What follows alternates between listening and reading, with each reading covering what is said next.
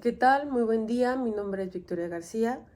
El día de hoy, como parte de los proyectos finales de la especialidad de Administración por parte de la Universidad Mexicana, les voy a hablar de tres capítulos del libro de Fundamentos de Análisis de Estados Financieros de la doctora María de Lourdes Rojas.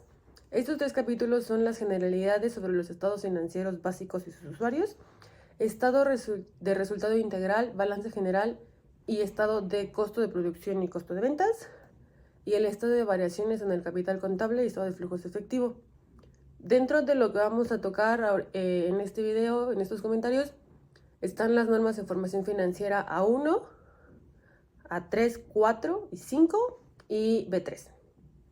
Entonces, en el primer capítulo, que son las generalidades sobre los costos financieros básicos y sus usuarios, tenemos primero lo que es la definición de contabilidad conforme a la NIF A1, que define la contabilidad como una técnica utilizada para el registro de operaciones que afectan directamente, económicamente, a una entidad y que produce sistemática y estructuralmente toda su información financiera. Para que una empresa, una entidad, una organización esté en todas las posibilidades de realizar una toma de decisiones eficiente, pues se requiere información contable y esta definitivamente varía conforme a las necesidades de cada usuario. ¿Qué son los usuarios? Se clasifican de dos maneras, son los internos, que son aquellos que tienen un acceso directo y total a los documentos y operaciones, y su interés pues es medir la efectividad de las políticas que se establecen en la organización, y aquí están involucradas todas las partes de la organización, desde administradores, jefes de departamento, áreas de contabilidad, directores, subdirectores, y los usuarios externos, que son personas ajenas a la organización, personas que no tienen el acceso total a la información que genera, pero pues sí requieren para conocer la estabilidad de la empresa, que pueden ser proveedores o accionistas. Estos usuarios, a través de la misma norma, de la norma de información financiera 3, clasifican a los usuarios en 12 partes, son 12 usuarios. Son los propietarios inversionistas, patrocinadores, órganos de supervisión y vigilancia, administradores, proveedores, acreedores, empleados y personas que prestan servicios muy similares, el cliente, unidades gubernamentales, contribuyentes de impuestos, organismos reguladores y cualquier otro usuario. En esta misma norma se define el estado financiero como la representación estructurada de la situación y desarrollo financiero a una fecha determinada o por un periodo definido, y son 4. El estado de situación financiera o balance general, que es estático, más adelante explicaremos a qué se refiere estático, y representa la situación de una empresa a una fecha determinada. El segundo es el estado de resultado integral. Aquí vemos reflejadas todas las pérdidas y ganancias de las empresas con fines de lucro, o las actividades, el estado de las actividades para las empresas sin fines de lucro. Es un estado dinámico y presenta resultados de un periodo de operaciones. El tercero es el estado de operaciones en el capital contable, que es para empresas con fines de lucro.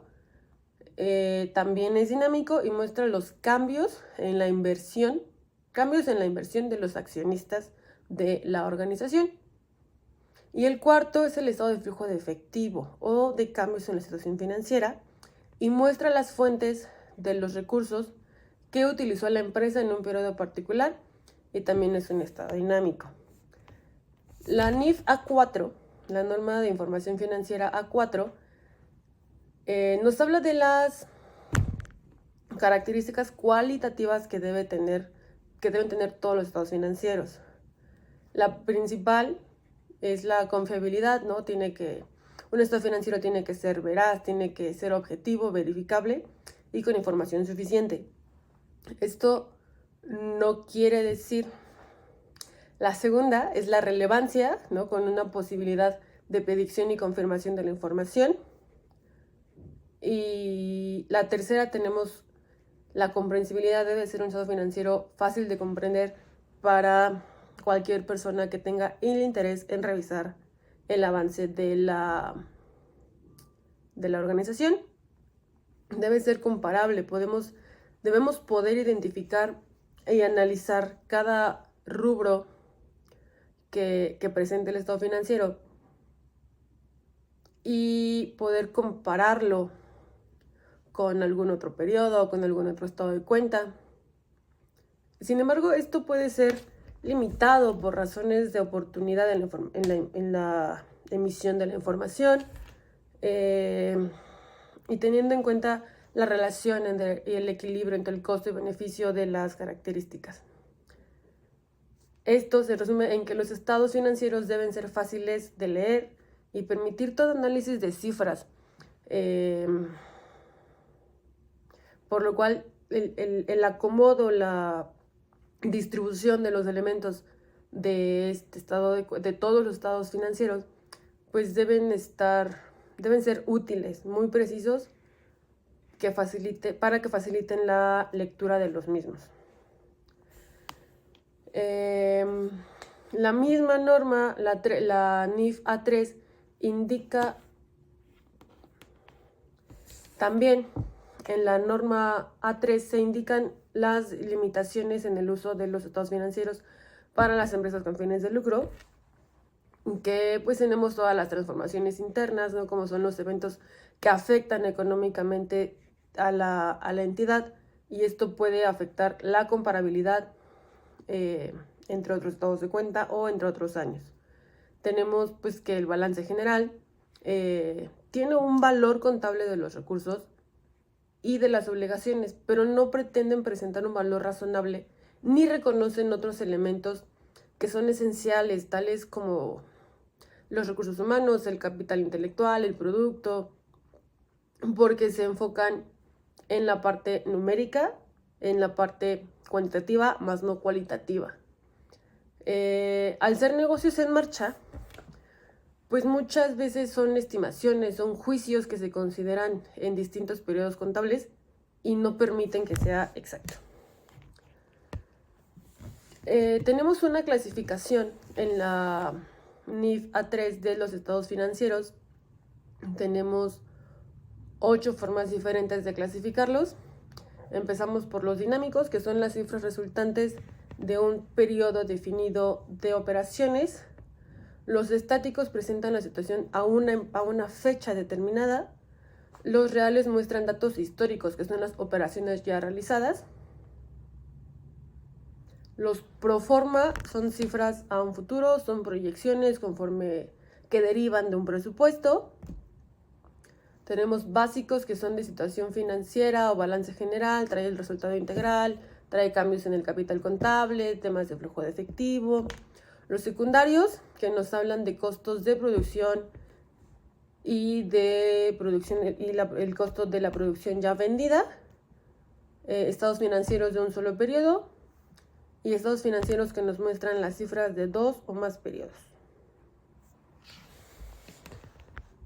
Siguiendo con los capítulos que tenemos que revisar, tenemos el capítulo 2, que habla del estado de resultado integral, balance general y de costo de producción y costo de ventas.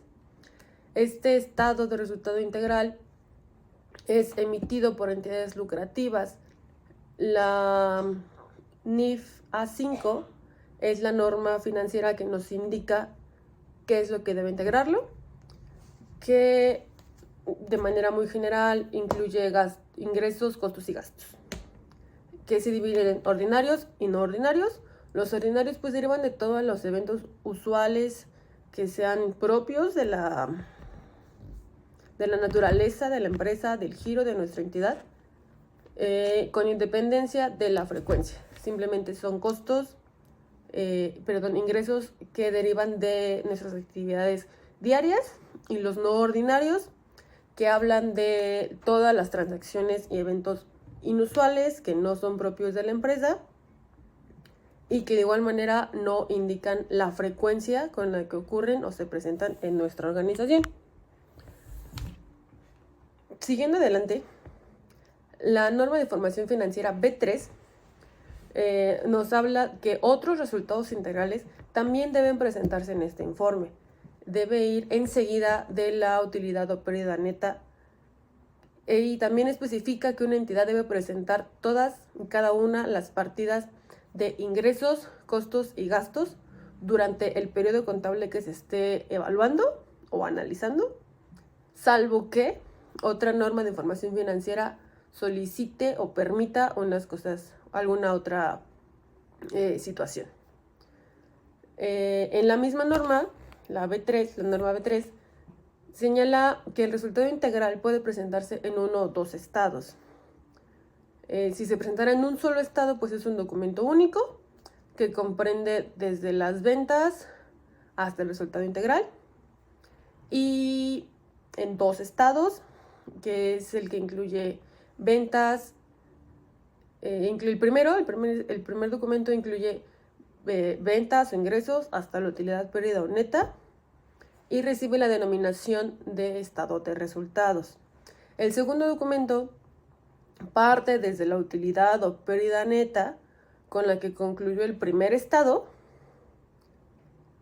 y con todos los rubros que debe incluir este estado de resultados, e incluye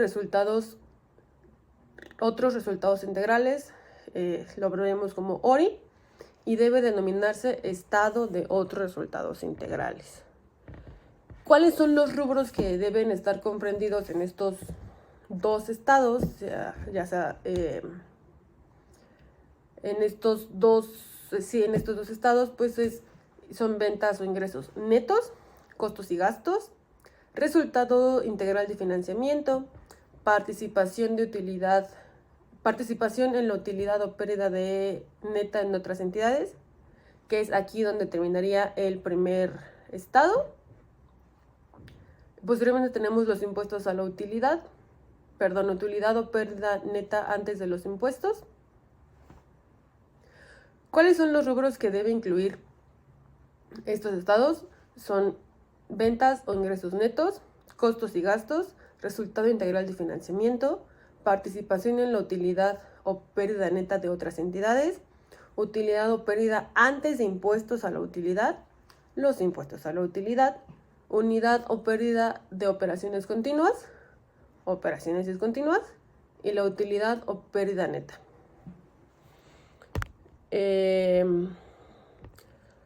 Los ingresos, la parte de ingresos debe de disminuir para calcular los ingresos, todos los descuentos, bonificaciones comerciales y devoluciones deben disminuirse de las ventas o ingresos para obtener las ventas netas. Por lo que hace a costos y gastos, se debe utilizar alguno de dos criterios para clasificarlos. Estos dos criterios están basados en la función de los costos y gastos, que son rubros genéricos, separan el costo de ventas de los demás costos y gastos, y es generalmente utilizada por sectores industriales y comerciales. Basado en la naturaleza. El otro rubro, o el otro criterio, es el basado en la naturaleza de los costos y gastos. Todos los rubros desglosados y presentados en forma analítica, sin agruparse en rubros genéricos, utilizando este rubro, este criterio, se utiliza principalmente para las empresas que prestan un servicio, tales como CFE, algún instituto de salud. Finalmente, el resultado integral de financiamiento está conformado por ingresos y gastos relacionados con las actividades de tipo financiero, que incluye diversas partidas, tales como son los gastos por intereses, ingresos por intereses, fluctuaciones cambiarias, cambios en el valor razonable de activos y pasivos financieros, y ganancias o pérdidas por la evaluación de un activo financiero a valor razonable. La norma de información financiera A5 nos indica que el estado de situación financiera o balance general, que lo emiten las entidades tanto lucrativas como no lucrativas, está integrado por 3 aspectos principales, que son activos, pasivos y capital contable. Los activos, dependiendo de su naturaleza, están conformados por efectivo y equivalentes, derechos a recibir bienes o servicios, bienes disponibles para la venta o transformación y posterior venta, bienes destinados al uso para su construcción y posterior uso, y aquellos que representan una participación en el capital contable o en el patrimonio contable de las entidades. Suelen presentarse en circulante, en el balance como en circulante, no circulante e intangible. Los últimos carecen de sustancia física y generan beneficio económico futuro. Los pasivos, que son las obligaciones de transferencia, son transferencia de efectivo equivalentes, bienes, transferencia de servicios e instrumentos financieros emitidos por la propia entidad. Finalmente, el capital contable se divide en lo contribuido y lo generado. Para el tercer y último capítulo, estado de variaciones en el capital contable y el estado de flujos efectivos, la norma de información financiera A5 nos señala que este balance, este estado, es presentado por las entidades con fines de lucro, y de acuerdo con esta misma norma nos señala que se conforma por movimientos de propietarios, que son las aportaciones a capital, los reembolsos, capitalizaciones de pérdidas de capital contribuido o de utilidades, pérdidas integrales de reservas, y que ninguna de estas modifica el capital contable. Son solo movimientos, dinero de aquí que pasa para acá. La creación de reservas, la utilidad o pérdida integral, el capital aportado, que pues son lo que los socios aportan directamente a la empresa para que ésta pueda existir, y el capital ganado, que son las utilidades. De manera particular, la norma de información financiera A4 trata este estado financiero en particular. Este estado nos ayuda a comprender los movimientos que se realizan en el capital contable y sus rendimientos.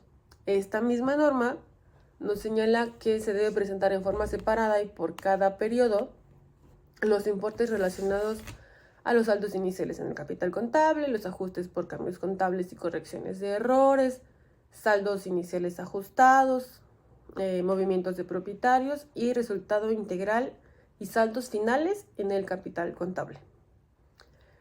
El estado de flujo de efectivo nos habla de todas las entradas y salidas de efectivo, y su estructura debe incluir, cuando mínimo, todas las actividades de operación, que son las principales fuentes de ingreso, y son actividades que no se pueden incluir o clasificar como inversión o financiamiento. Son actividades de inversión, que son todas las adquisiciones o disminuciones de activos, el efectivo excedente para aplicar en financiamientos, actividades de financiamientos, que son todos los pagos a crédito,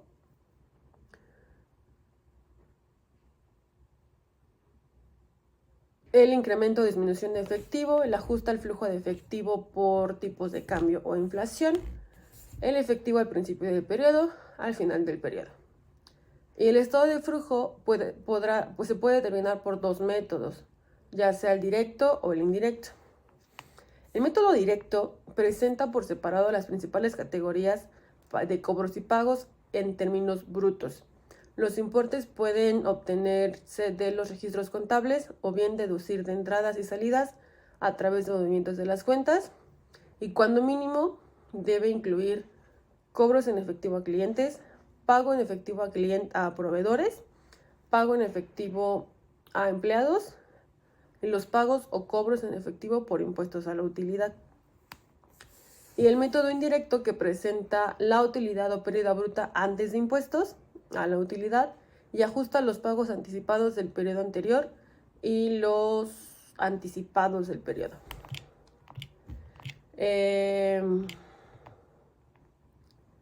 Considero que conocer la situación financiera de la empresa tanto en la que se trabaja como en cualquier otra empresa con la que queramos colaborar en caso de ser emprendedores. Es de vital importancia. Muchas veces no somos educados académicamente en temas financieros, ¿no? La sociedad nos requiere de muchas, nos ha formado a muchas otras áreas, ramas. Hay quienes se dedican más a la parte de humanidades, hay quienes están más en la parte de ingeniería, de creación de productos, de creación para prestar servicios, bienes y servicios. Y no entramos, ¿no? Los programas de estudio no suelen incluir la parte de finanzas, la parte administrativa. Y es lo que este libro nos permite comprender, nos permite analizar, nos señala realmente el camino a seguir para entender números, entender de qué estamos hablando, conocer nuestra posición y a partir de ahí tomar nuestras propias decisiones. Espero que este material sea de ayuda y será todo de mi parte. Muchas gracias.